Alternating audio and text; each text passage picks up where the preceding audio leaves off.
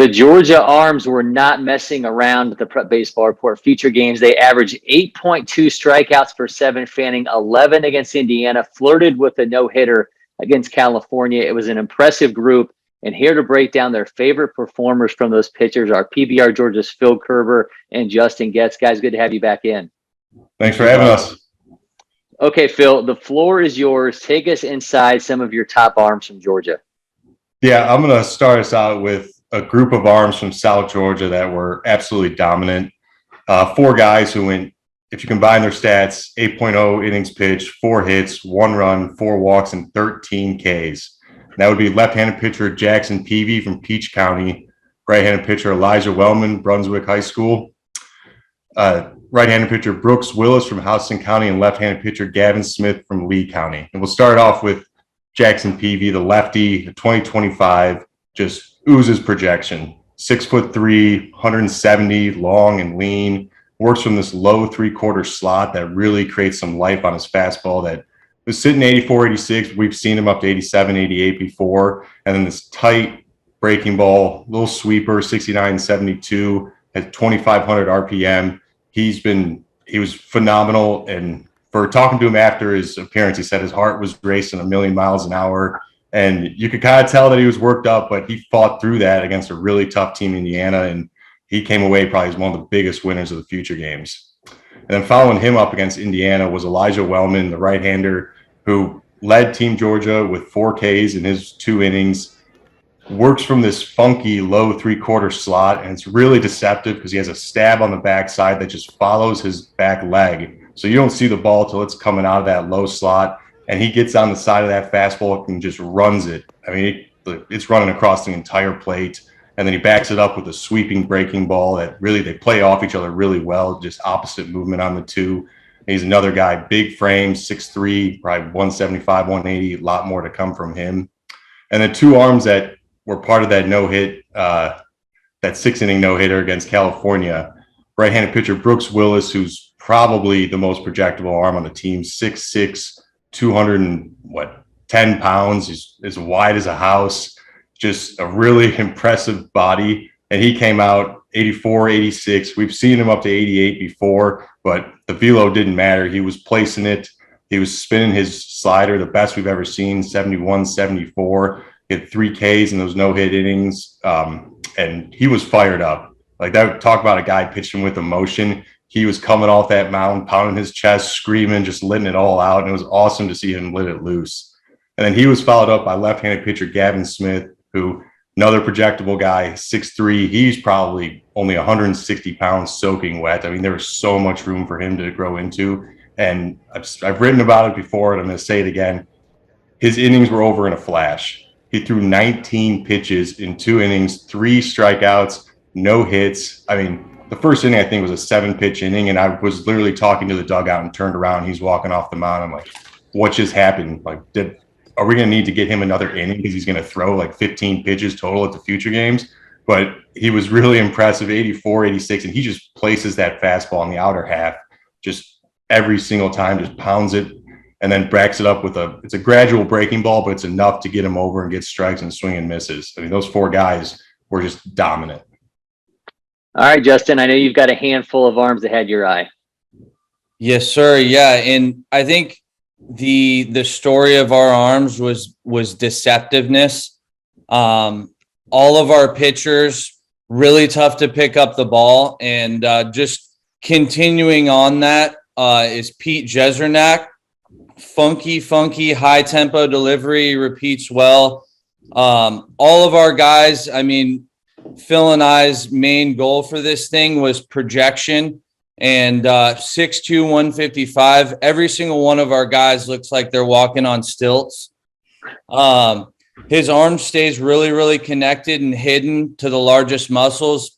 Can't pick it up out of the hand until it comes out of the hand. It's a really heavy 84, 87 sinker with late tail, unique angle.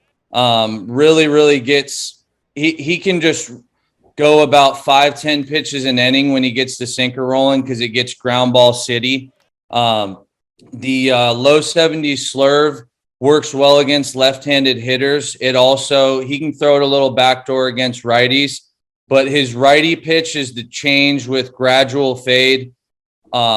Identical slot, really starts in the middle of the plate and can work all the way off. And it's just disgusting, man. He's going to be a very consistent early pitcher in a starting role in college. My second guy, Dane Moehler, to me, other than Brooks Willis or in the same ballpark, extremely projectable. I think he's probably our most likely guy to be a draft guy out of high school.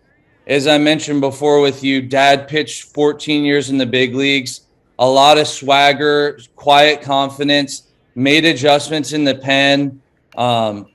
It's a really smooth delivery, effortless short circle arm action that, once again, like all the guys Phil brought up, you cannot see the ball until it comes out of their hand. I think that's the biggest reason our guys shoved against everybody. It's a mixture of pitchability and deception. But, like I said, all projectable. He sat 88, 89, touched 90, ride and run, equally effective down in the zone with steep plane. He's got a mid-70s curveball that I really think could be one of the best in the class. It's got power makings. Two-planer, really, really vertical pitch.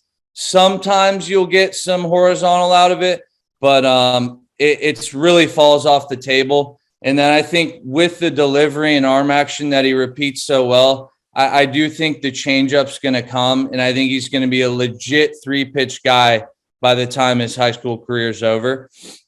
My third guy was Montrell Christian, who really, really impressed us with his composure.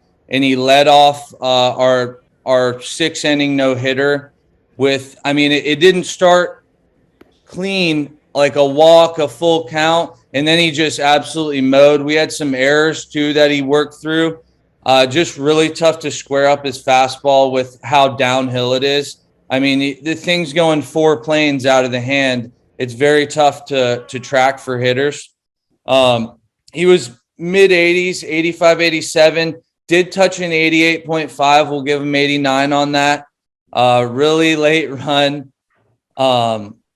Breaking ball, 68, 71. Nice tilt on that. For strikes, not really a disappearing pitch yet, but the fact that he can throw it for strikes with consistent shape is something we really liked. And then we did see one mid-70s slider that swept across the zone. So a lot to like there. And then just wanted to give a shout out to two of our two youngest pitchers on the team, Trey Robbins and Dillon Stiltner. Stiltner is a mid, sometimes upper 80s arm, 6'2", another super projectable kid, probably 150 pounds soaking wet. I think he has the best sinker in the 25 class. If he can work consistently low in the zone and hit both edges, I think it's going to be one of the most effective pitchers in his class. And then he's got a gyro type cutter in the upper 70s that just falls off the table at times. It's a very sharp pitch. Sometimes, he doesn't know what it's doing, but it's usually nasty. And then one kid who just shot up out of nowhere, like I mentioned, Trey Robbins, 80-82 when we saw him early in the spring. Sat 88 last month in one of our tourneys.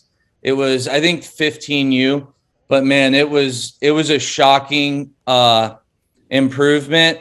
A lot deeper arm action, a lot better extension, way more into his legs, and he was basically mid 80s, touched a 7 or 8 with a pretty nasty low to mid 70s slider developing as a 2026. Well, an impressive group for sure. Phil, I know there's another arm, though, from Team Select that you wanted to put a spotlight on. Yeah, that was Wesley Silas, 2025 out of Georgia School for Innovation and Classics. And, I'll admit it, I should have had him on Team Georgia. That's how good he was pitching for Team Select. Sometimes you make mistakes like that, but I'm just happy that we got him onto Select and he got a chance to show off who he really was. Talking to him before he came in, he told us it was the best his arm had ever felt and that he was going in there trying to establish his sinker. That tells me that he's not just a thrower, he's a pitcher. He's out there thinking he had a game plan going into this. And he came out 87, 88 the first inning, and it was a turbo sinker, man. You watch the video, it comes out of the hand, and all of a sudden it's just shooting straight down. And that was one of the most impressive fastballs I saw at the entire event, sitting 85, 88 for the entire outing. And then, like many guys, he brought his best breaking ball that day. Slider, 76, 78, 2,500 spin, and he was just ripping that off in any count whenever he wanted. The feel for it, the confidence in it, we had not seen that before, and it was really, really impressive to see him show that at that stage. And then finally, his changeup, 80, 82, didn't use it as much, but he killed the spin on it, 1,200 RPM, and it just sinks, falls off the table. I mean, 3-pitch mix right there, 20-25 arm, a lot to like. Well, guys, absolutely great breakdowns there. And there's plenty more from Future Games coverage coming from both PBR Georgia and LakePoint Sports. So stick around. You won't want to miss any of it. Guys, thank you so much. Thanks for having us. Corey.